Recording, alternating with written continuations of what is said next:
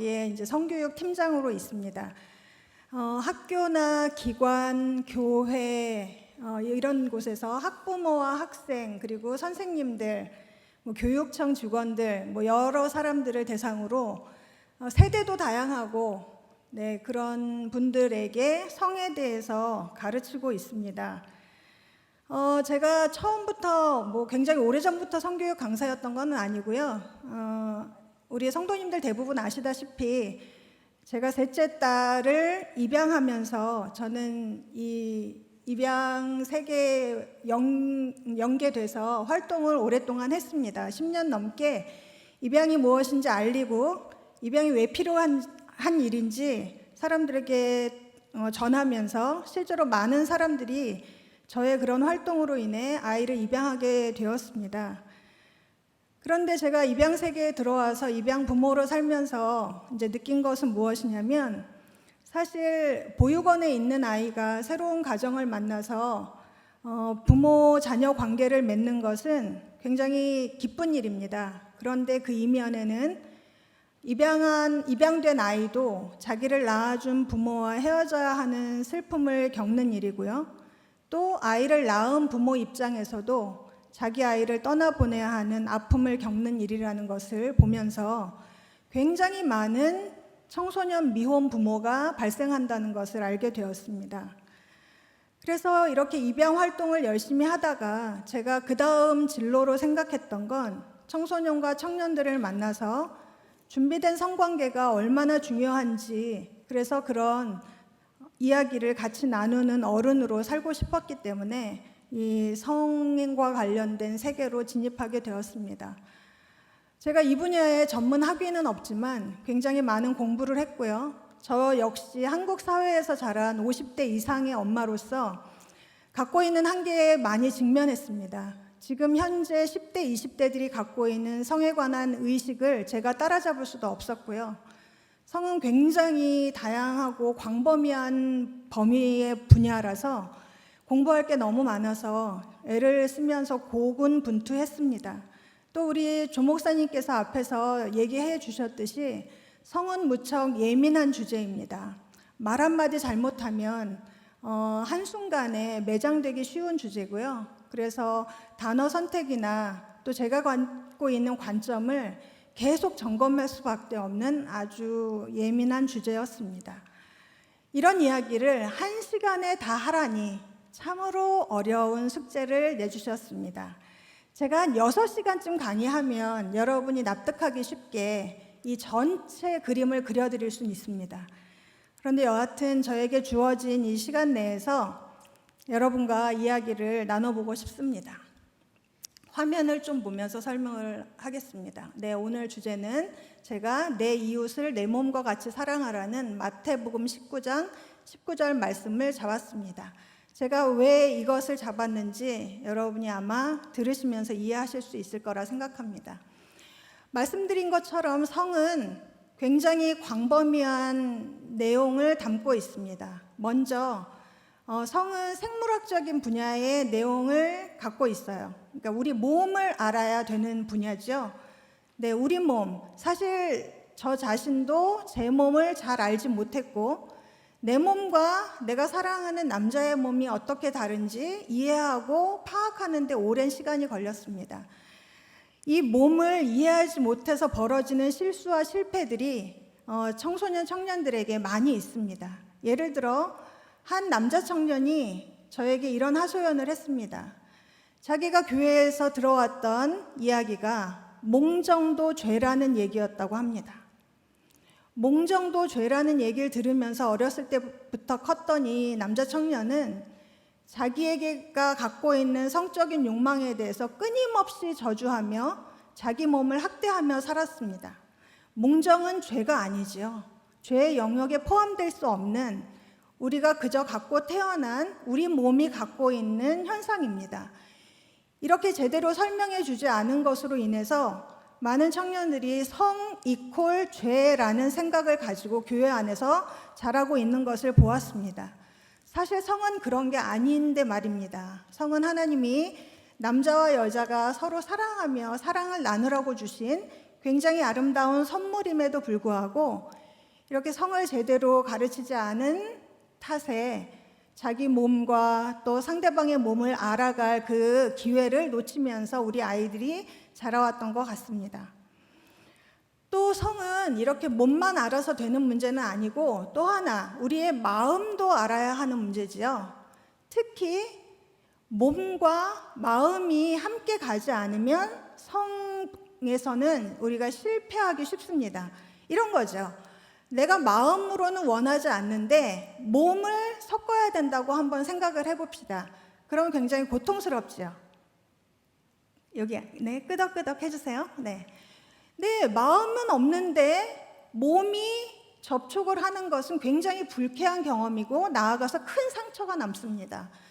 우리의 성적인 행동은 몸과 마음이 비슷한 속도로 가거나 최소한 근접해서 가야지 건강하게 성을 누릴 수 있는 것입니다.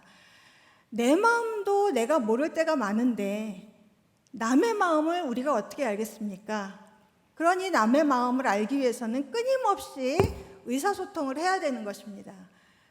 네, 의사소통. 어떻게 의사소통하는 것이 좋을까? 이 분야는요, 의사소통의 전문가들이 굉장히 많은 이야기를 내놓고 있어요. 남자와 여자가 서로 생각하는 게 다르다라고 얘기하는 전문가들도 있고요. 남자든 여자든 떠나서 우리가 상대방을 존중하는 대화, 어떻게 해야 되는가 또 배워야 하는 것이죠. 네, 이렇게 의사소통에서 가장 중요한 것은 바로 성적인 행동에 있어서 특히나 동의가 중요하다는 것입니다. 내가 허락해야 내 몸을 만질 수 있다는 것을 아주 어려서부터 아이들에게 가르칠 필요가 있는 것입니다. 제가 50이 넘었는데요. 이런 교육 한 번도 받아보지 못하고 어른이 되었으니 잘할 수 있었겠습니까? 저도 40대 중후반에 이거를 겨우 배웠습니다. 그 이후로 사실 저는 제 내면이 굉장히 많이 건강해졌고요. 제가 이런 것을 알기 이전과 이후의 삶이 굉장히 달라졌습니다. 네, 남편과의 관계도 굉장히 더 좋아졌고요. 그래서 우리가 성적인 분야에 있어서 몸과 마음과 인간관계를 어떻게 서로 연결하며 갈 것인가를 제대로 우리 어린아이들부터 가르치는 것이 이 아이가 건강한 자존감을 갖고 살아가는 데 큰 도움이 될 거라 저는 확신하는 것이죠. 네, 성교육은요, 그래서 사실은 생물 교과서를 배우는 것이 아닙니다. 성교육은 단지 심리학을 공부하는 것만도 아닙니다. 성교육은 결국 내가 타인을 어떻게 이해하고 존중할까 하는, 어떻게 덕과 성품을 지닌 인간으로 살 것인가 하는 인간됨의 문제입니다. 그리고 어떤 사람이 좋은 사람인가 하는 가치관의 교육이고요. 인성교육을 의미합니다. 그래서 성교육이라고 했을 때 그냥 섹스를 하느냐 마느냐, 섹스를 가르치느냐 마느냐의 문제가 아닌 인간됨이라고 하는 더 큰 분야의 내용을 담고 있다는 것입니다. 네, 저는 오늘 그래서 어떻게 하면 좋은 사람으로 살 수 있는가 하는 것에 관계돼서요, 두 가지 영역의 이야기를 하고 싶습니다. 시간이 될지는 모르겠어요. 하다가 짧으면 첫 번째 주제만 할 수도 있을 것 같고요. 그 두 가지 주제는 제가 부제로 알려드렸던 바로 N번방 사건이고요. 또 하나의 주제는 함부로 얘기했다가는 교계에서 퇴출당하기 쉬운 동성애 이슈입니다. 저는 이 두 가지를 제가 배우고 학습하고 또 알아온 것에 근거해서 또 제 신앙 양심에 근거해서 배운 것들을 여러분께 알려드리고 싶습니다. N번방 사건 많이 들어보셨죠? 네, 굉장히 요즘 떠들썩한 주제입니다. N번방 사건은요, 2018년 후반부부터 주로 이제 비밀이 보장된다는 텔레그램 같은 메신저 앱을 통해서 뭐 스폰 알바 모집 이런 어떤 타이틀로 사람들을 모집해서 그들의 나체 사진을 받은 후에 그것을 미끼로 협박해서 더 파렴치한 성범죄를 저지르는 그런 사건입니다. 그런데요, 제가 중요한 걸 빼뜨리고 갔어요. N번방 들어가기 전에 꼭 드리고 싶은 말씀이 있었습니다.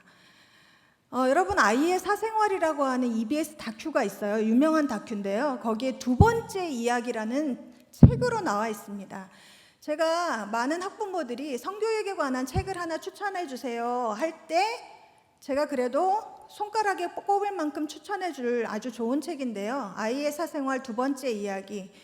우리 초등학생을 키우는 부모님들은 꼭 한번 읽어보시면 좋겠어요. 거기에 하버드 의대 교수님이 이런 얘기를 하셨습니다.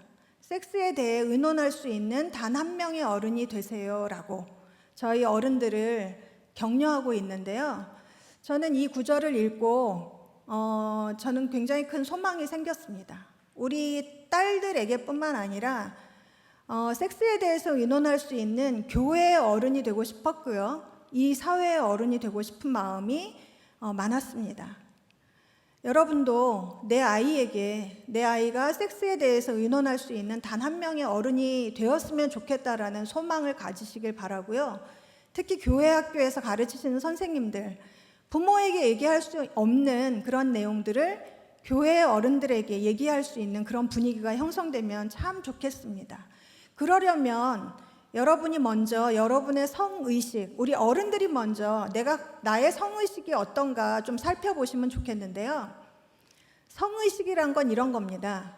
내가 성에 대해서 어떤 생각을 갖고 있느냐, 성에 대한 주장이나 이론, 감정, 견해 따위를 말합니다. 이렇게 내가 성에 대해서 갖고 있는 의식은요, 내가 대인관계를 맺는 방식, 연애나 결혼 생활을 해나가는 거, 또 아이와 성에 대해서 대화하는 태도 등에 큰 영향을 끼칩니다. 그렇겠죠?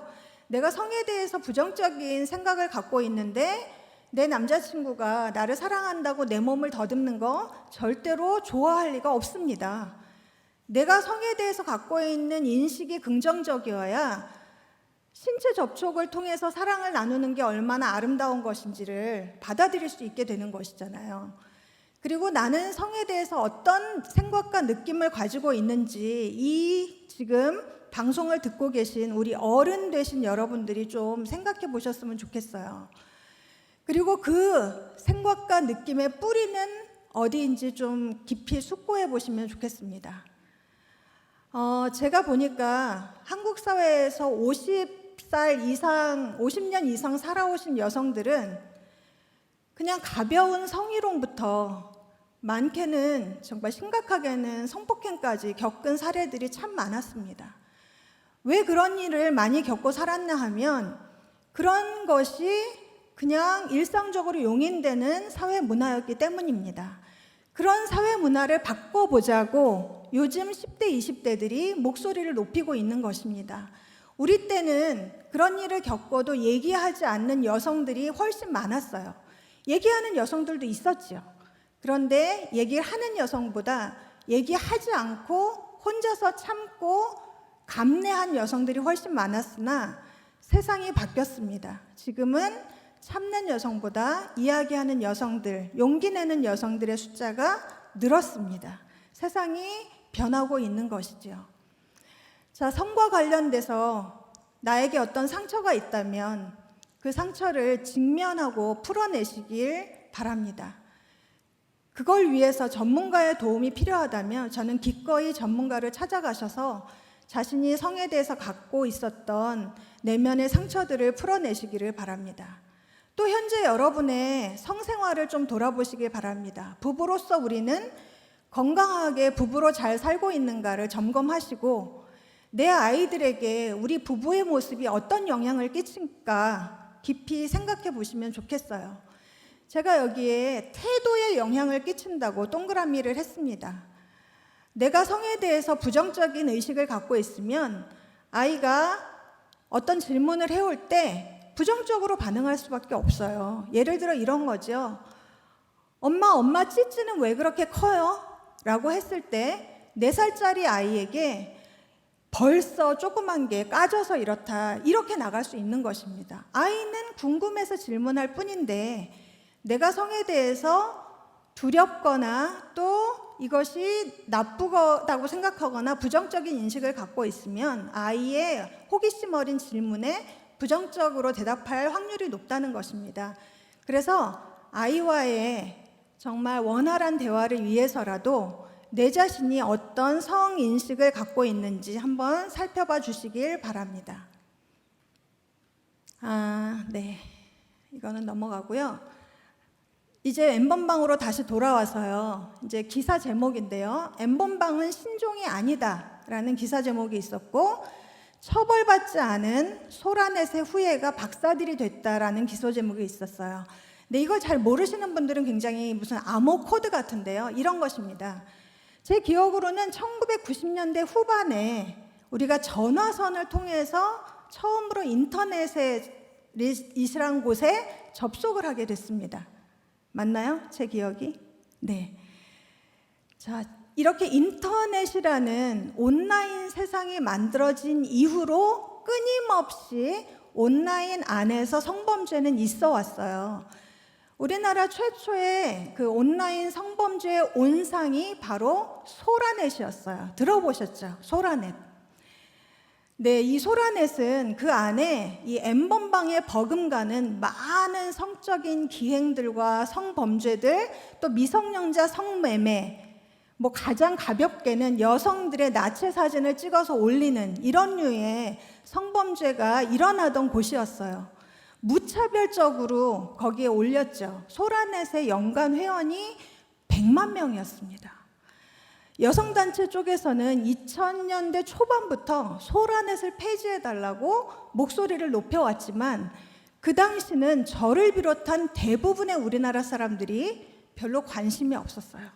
저도 소라넷 얘기만 듣고 있었지 그게 제 일상에 전혀 상관이 없는 얘기인 줄 알았는데, 끊임없이 소라넷에 대한 문제 제기를 해온 소수의 여성들 덕분에 2016년에 이 소라넷 운영자가 경찰에 붙잡혔습니다. 이 사람이 겨우 4년형을 선고받고 지금 복역 중이에요. 100만 명이 넘는 회원에 몇십만 개의 성범죄 영상물을 올렸는데 겨우 4년 복역하고 있다니까요. 이거에 우리는 굉장히 충격을 느껴야 합니다.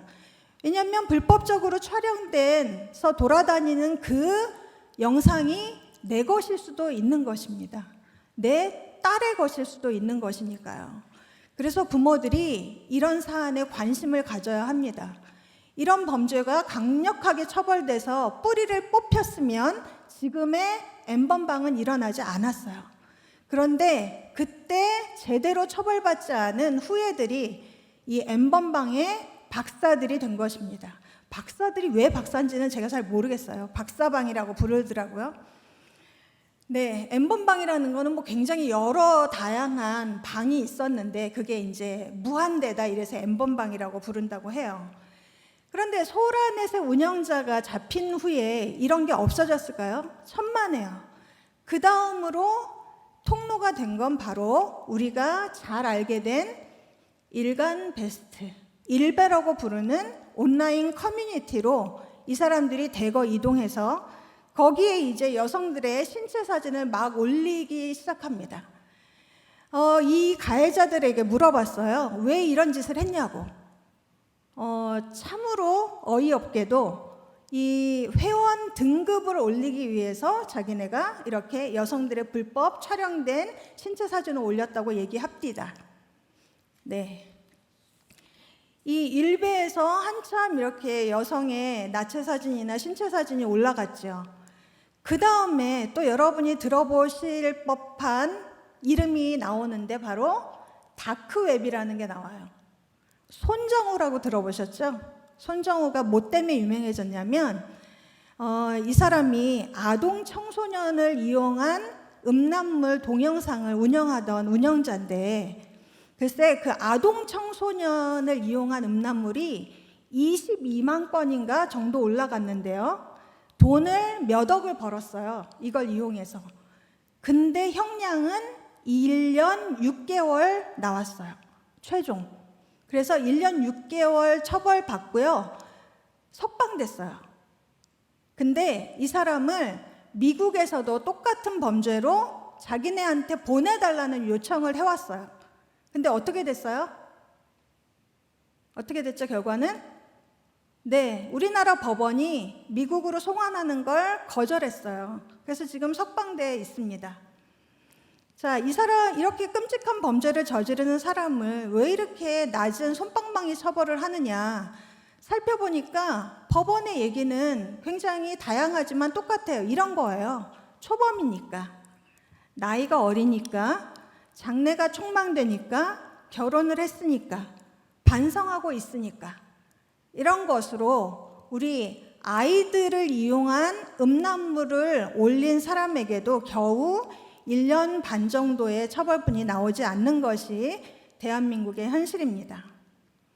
자, 이렇게 끊임없이 소라넷으로 시작된 온라인 성범죄는 끊이지 않고 일어나고 있었습니다. 우리가 관심을 갖든 안 갖든 상관없이.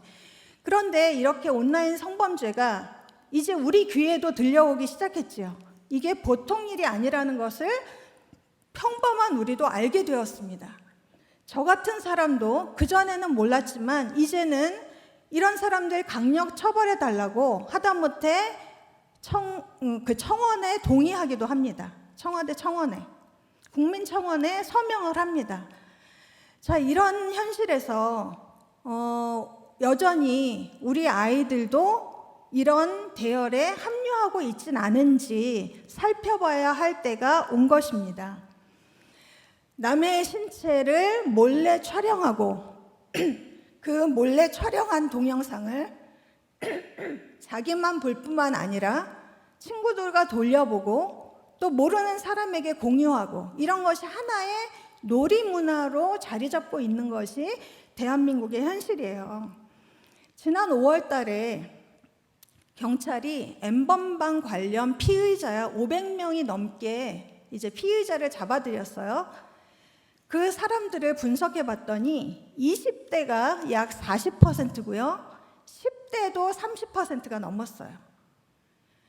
근데 이 아이들을 이제 특히 N번방과 관련돼서는 굉장히 분노가 높았기 때문에 그들의 얼굴을 다 공개하잖아요, 요즘.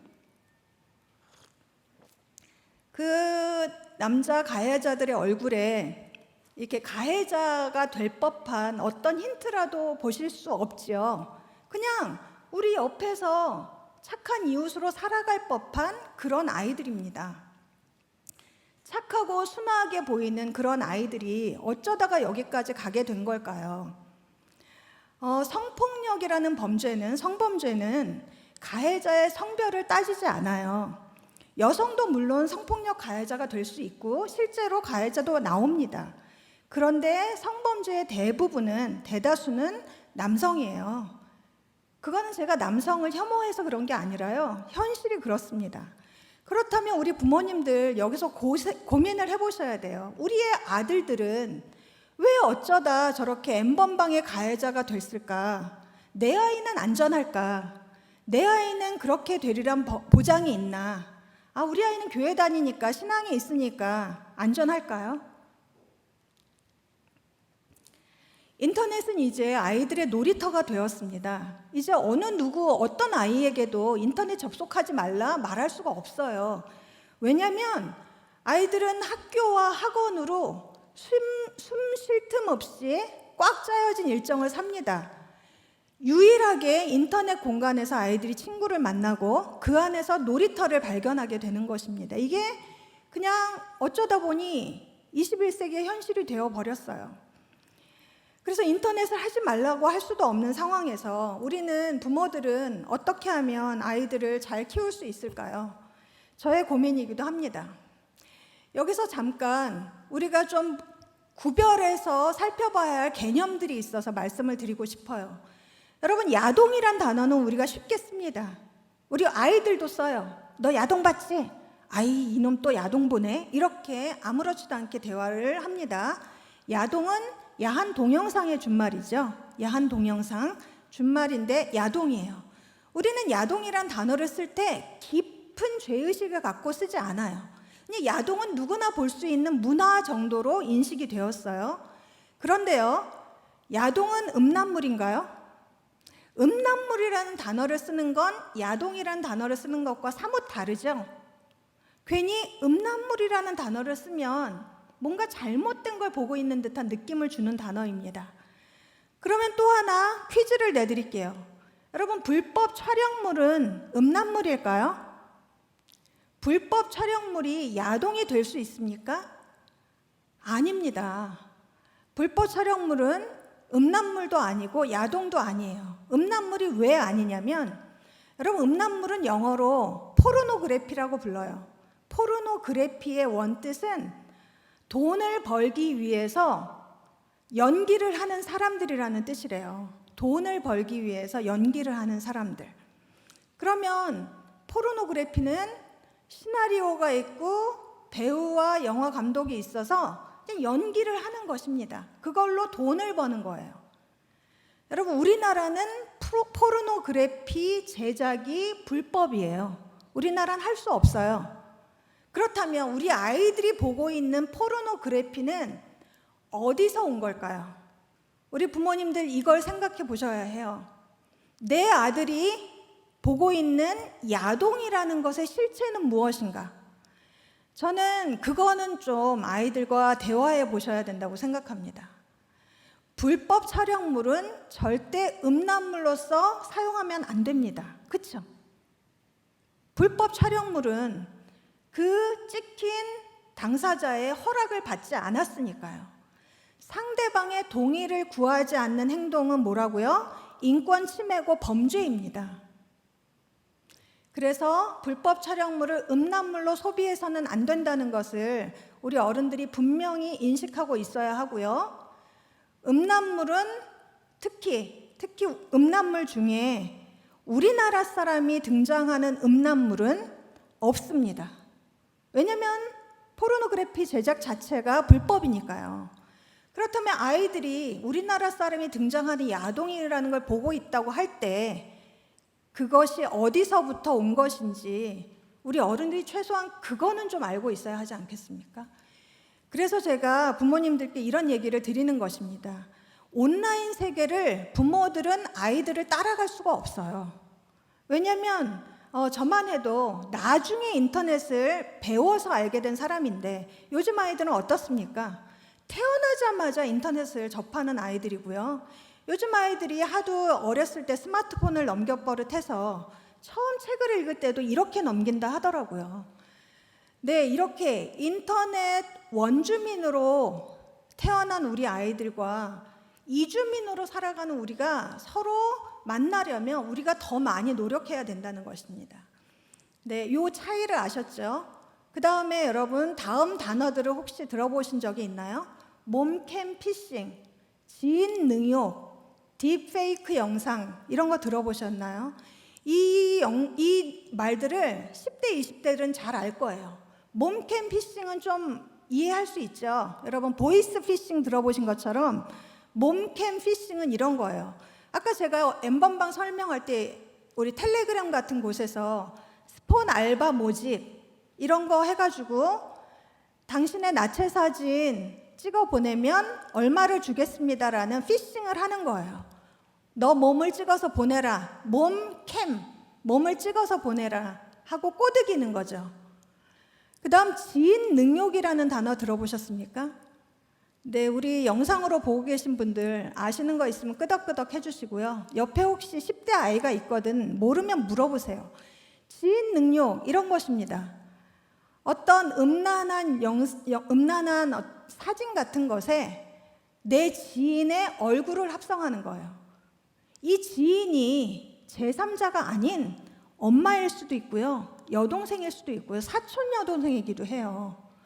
이런 것을 아이들이 놀이라고 하고 있는 거예요. 제가 그 다음 영상으로 뭘 찍어왔냐면 이런 거 하는 거예요. 중딩 지능할 사람, 무슨 암호 같죠? 중학교 아이 지인 능욕할 사람 모집한다는 거예요. 중학교 여동생, 중학교 누나 있으면 그 아이 얼굴 사진 찍어서 음란물에 다른 몸과 섞어서 보내라. 그럼 내가 상품권 줄게. 이렇게 꼬드기는 겁니다. 이게 지인 능욕이에요.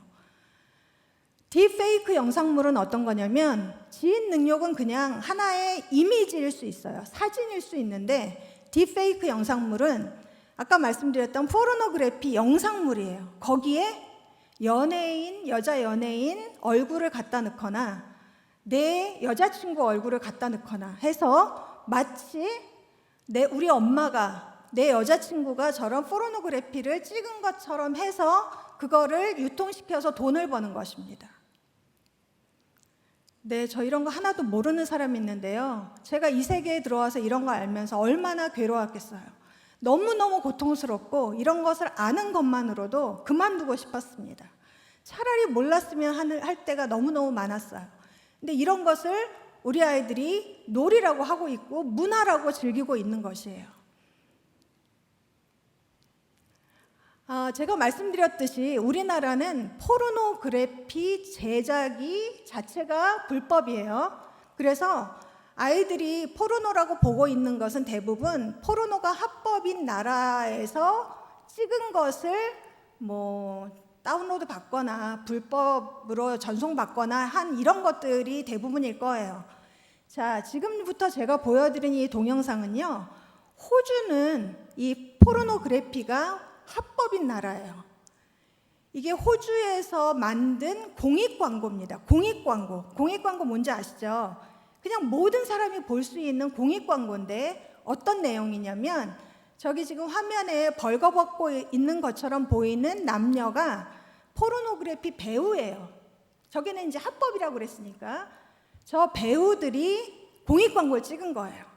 자, 어떤 내용이냐면 아이들이 포르노그래피를 통해서 성을 배우고 있다. 그런데 포르노그래피는 사실과 너무나 많이 다른데 아이들이 이것을 사실처럼 배우고 있으니 엄마 아빠들이요, 아이들과 이런 대화를 나누세요. 포르노와 우리 실제 성관계는 같지 않다는 걸 대화하세요라는 내용입니다. 이게 굉장히 짧은데 너무 유익해서 제가 그 디지털 미디어 학과를 다니는 둘째 딸에게 여기에 한글로 이거 자막을 입혀달라고 해서 만든 동영상이에요. 공익적인 목적으로 만들었기 때문에 저작권은 위배되지 않습니다. 같이 한번 볼게요. Hiya, I'm Sue. This is Derek. We're here because your son just looked us up online, to watch us. Matt, darling, there's some people here to see you. So he watches you online? Yeah, on his laptop. iPad, PlayStation, His phone, your phone. smart TV, projector. Yeah, anyway, we usually perform for adults, but your son's just a kid. He might not know how relationships actually work. We don't even talk about consent, do we? Now we just get straight to it. Yeah, and I'd never act like that in real life. Nah. Hey, Maddie. You alright? Okay, Sandro, stay calm. You know what to do here. All right, Maddie. It sounds like it's time to have a talk about the difference between what you see online and real-life relationships. No judgment. Many young Kiwis are using porn to learn about sex. Keep it real online. Get help and advice at keepitrealonline.govt.nz. 네, 호주에선 이렇게 포르노와 실제 성관계가 얼마나 다른지를 공익 광고로 내보낼 수 있는 그런 대중적인 문화가 형성됐는데 최근에 제가 굉장히 헛웃음을 쳤던 한 기사를 봤어요.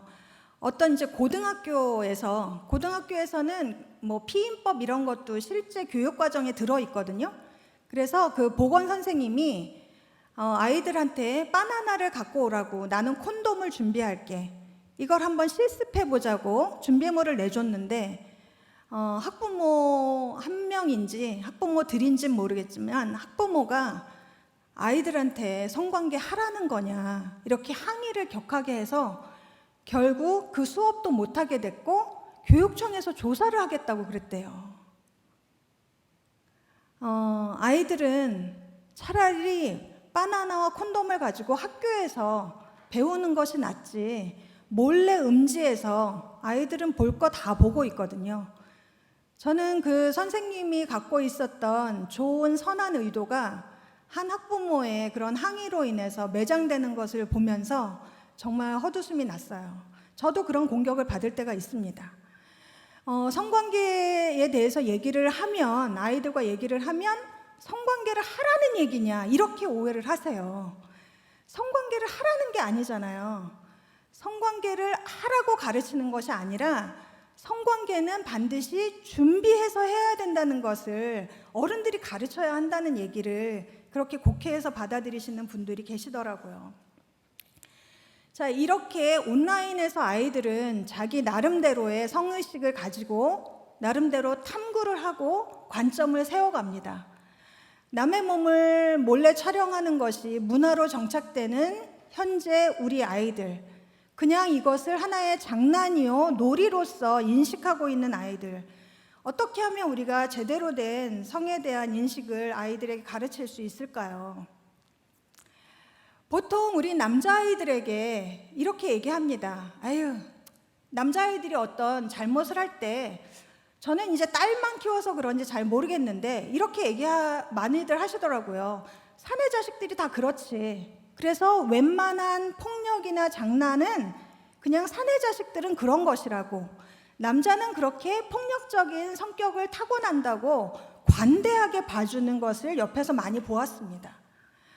제가 아들을 안 키워서 드릴 이 부분에 대해서는 발언권이 없을진 모르겠지만 딸을 키우는 입장에서 저는 아들 키우시는 분들이 아들의 폭력성을 관대하게 넘어가 주시지 않기를 바라요. 그렇게 다른 사람을 함부로 대하는 것이 장난이 아닌 폭력임을 분명히 알려주시면 좋겠어요. 이것은 아이들만의 문제가 아니에요. 여러분 어떻습니까? 최근에 한 초등학교 선생님이 1학년 여자아이들더러 팬티를 빨아서 밴드에 그 학급의 밴드에 올리라고 하면서 밑에 달았던 댓글이 뭐였냐면 섹시 팬티라는 단어였습니다. 그 선생님은 최근에 감수성이, 성에 대한 감수성이 바뀐 것을 모르셨나 봐요. 여전히 그렇게 예전처럼 해온 것이 무슨 파급 효과를 갖고 오실지 모르셨기 때문에 그렇게 하셨겠죠? 학부모들의 항의를 받아서 결국 그 선생님은 파면이 됐습니다. 세상은 바뀌었어요. 저희 둘째 딸이 여자 고등학교를 다녔습니다. 그 고등학교에 50 넘은 한 선생님이 계셨어요. 물론 남자 선생님이셨죠. 그 선생님이 수업에 들어오셔서 이 여자 고등학생들에게 이런 발언을 하십니다. 여전히 2020년 현재 2010년이 넘었는데도 뭐라고 얘기를 하시냐면, 야, 니네들은 좋겠다. 얼굴만 이쁘면 돼서. 여자애들 니네 공부 열심히 안 해도 돼. 시집만 잘 가면 되잖아. 이런 얘기를 우리 10대 딸들이 여전히 듣고 삽니다. 저는 우리 아이들이 이런 얘기를 듣고 살아야 된다는 것이 너무너무 슬프다고 생각해요. 세상은 바뀌어서 점점 이런 얘기를 하는 사람들은 사회에서 배척됩니다. 여러분도 하루가 멀다 하고 유명한 사람, 무명한 사람 가리지 않고 성희롱과 성추행과 성폭행 사건들이 기사로 뜨는 거를 보시잖아요. 세상은 점점 바뀌어가고 우리는 점점 성에 대해서 감수성을 더 많이 배워가야 하는 입장이 되었습니다. 한 교사가 자기네 학교 화장실에 불법 촬영 카메라를 달아서 또 문제가 되었습니다. 한 공무원이 구청 화장실에 또 카메라를 달았더군요. 또 한 방송사에서는 어떤 개그맨이 또 화장실에 불법 촬영 카메라를 달아서 문제가 되었습니다. 왜 이렇게 남의 몸을 함부로 보는 것에 혈안들이 되어 있는지 모르겠어요. 어디서부터 잘못된 것일까요? 어디서부터 교육이 잘못돼서 이 가해자들이 이런 행동을 이 나이가 돼서까지도 하고 있을까요? 그럼 이렇게 우리 아이들을 키우지 않으려면 우리는 어떻게 해야 될까요? 공격적이고 폭력적인 행동에 대해서 우리는 좀 더 엄격하게 가르쳐야 합니다. 남의 몸을 함부로 보면 안 된다고. 그것을 너의 성적인 욕구를 해소하는 수단으로 삼아서는 절대 안 된다고 강하게 가르쳐 주시길 바랍니다. 온라인에서 여자아이들이 자발적으로 자기 몸을 찍어서 상품권을 받는다는 것을 제가 알게 됐어요. 저희 딸들에게 물어봤습니다. 진짜 그러니? 이렇게 자기 몸을 찍어서 보냈을 때 어떤 여파가 있는지 정말 몰라? 라고 했더니 저희 딸들이 대답하더군요. 그런 일이 실제 한답니다. 저희 막내가 고등학교 1학년이에요. 자기 친구들이 그러고 있대요. 깜짝 놀랐어요. 왜? 도대체 왜 그러니 너희들? 했더니 저희 딸이 그럽디다. 엄마 그걸 모르세요? 진짜 모르세요? 그렇게 해서라도 사랑받고 싶어 하는 거잖아요.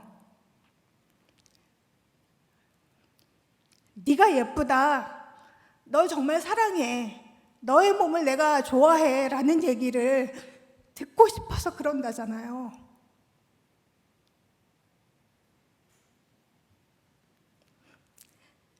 이런 아이들이 애정에 대한 갈구를 악용하는 나쁜 어른들이 있는 것입니다. 이런 애정을 갈구하는 아이들에게 우리는 어떤 어른이 되어야 할까요? 제가 오늘 주제로 잡은 내 이웃을 내 몸과 같이 사랑하라, 이 구절에는 내 몸을 먼저 사랑하는 것에 대해서 얘기하고 싶었기 때문입니다. 우리 아이들이 자기 몸을 사랑하지 않아요. 특히 여자아이들이. 왜냐하면 TV에서 보는 연예인들은 나보다 외모가 너무 뛰어나고 몸매도 좋습니다. 사람들이 그런 얼굴과 몸매에 열광을 해요. 심지어 부모님도 그래요. 살 좀 빼라라는 얘기를 하고요. 아이들은 사랑받는 방법이 예쁜 얼굴과 날씬한 몸매를 유지하는 것으로만 가능하겠구나라는 메시지를 받는 것입니다. 다른 사람의 요구대로 해줘야 내가 사랑받겠다는 것을 아이들이 배우고 있는 것이에요. 그러면 우리는 어떻게 해야 할까요? 너 존재로 내가 사랑한다는 것을 보여주는 부모가 되면 좋겠습니다. 사실 저도 너무 부끄러워요. 이런 얘기를 여러분에게 드리고 있지만 존재로 사랑하기보단 아이의 성취와 결과물로 사랑할 때가 많거든요. 우리 서로에게 이러지 말자고 자극하는 부모가 됐으면 좋겠어요. 아이들에게, 특히 여자아이들에게 다른 사람의 요구에 너가 응해줘야 사랑받고 착한 딸이 되는 거 아니라고 분명히 얘기해주면 좋겠어요. 너가 무엇을 좋아하는지 좀 더 생각해 보렴. 너가 원하지 않는 건 거절해도 돼. 거절하는 게 건강한 거야. 라는 이야기를 해주는 어른이 되었으면 좋겠습니다. 부모가 그걸 해줄 수 없다면 여기 계신 우리 주일학교 선생님들께 부탁드려요. 여러분만이라도 너의 존재로 충분해. 너 존재 그대로 우리가 사랑해 줄게. 이런 얘기를 교회에서 해주시면 정말 좋겠습니다. 아이들도 성적인 존재입니다.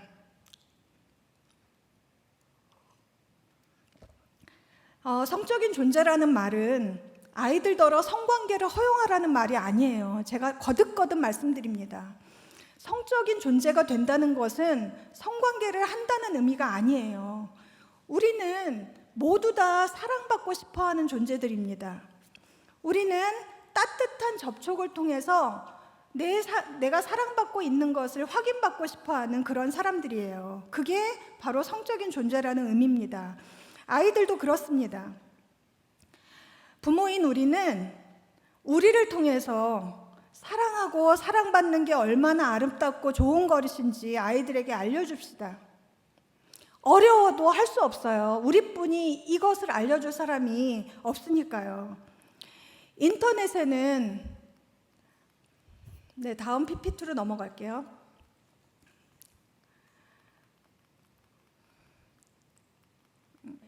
인터넷에는 음란물이나 여러 건전하지 않은 성적 유혹이 있다는 것도 분명히 알려주시고요.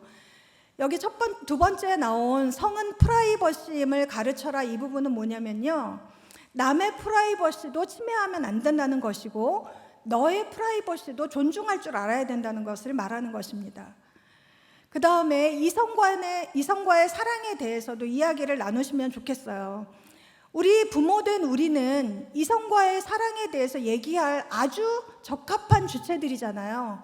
우리는 누군가를 사랑해봤고 그 사람과 성관계를 통해 아이도 낳아봤습니다. 이성과의 관계에서 어떤 것이 가장 중요한지, 다른 사람을 존중하고 배려해야 성관계도 가장 성공적일 수 있다는 것, 이런 것을 부모인 우리가 알려주시라는 것이죠.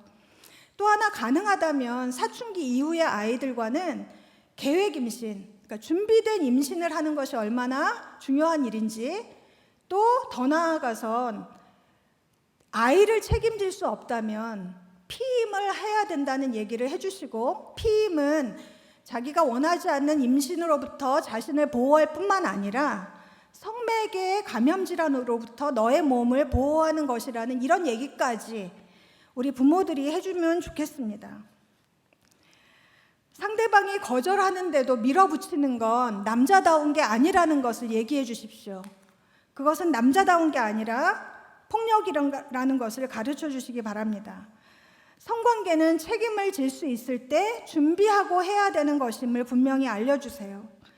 상대방의 동의 없이 신체의 자유를 침해하는 행위를 하면 안 된다는 것, 반복적으로 계속해서 교육해 주시면 좋겠습니다. 제가 오늘 내 이웃을 내 몸과 같이 사랑하라고 여러분께 주제를 던져드렸습니다. N번방, 먼저 자기 몸을 사랑하는 것을 우리 아이들이 배워야 되고, 내 몸을 사랑할 줄 알아야 다른 사람 몸도 귀한 줄을 알기 때문에 그렇습니다. 성경이 현대 윤리에 적용될 땐 어떤 것을 고민해야 되는지 교회가 가르치면 좋겠고요. 기독교 안에도 다양한 신학적인 입장들이 존재한다는 것. 그렇다면 이 다양한 모든 신학적 입장에서도 그래도 우리가 불변하지 않는 하나의 그것은 무엇인가? 우리가 절대적으로 붙잡아야 할 것은 무엇인가? 바로 우린 죄인이고 구원받을 필요가 있고 하나님은 사랑이시다라는 그 복음의 메시지라는 거. 그것만 절대화할 수 있고 나머지는 좀 우리가 상대화할 수 있었으면 좋겠어요. 그래서 결국 여러분께 저는 내 이웃을 내 몸과 같이 사랑하라는 주님의 말씀으로 여러분께 도전을 드리고 싶습니다. 네, 이렇게 1시간이 넘게 제가 막 열변을 토했는데요. 특히 중고등부 우리 학부모님 채팅방에, 카톡방에는 제가 아까 보여드렸던 그 포르노그래피와 성관계의 차이에 대한 그 영상물은 제가 올려드릴게요. 그거 아이들과 보시면서 대화를 좀 나누시면 좋겠습니다. 네, 그러면 제가 기도하고 오늘 수요 신앙 강좌를 마치겠습니다. 함께 기도하겠습니다.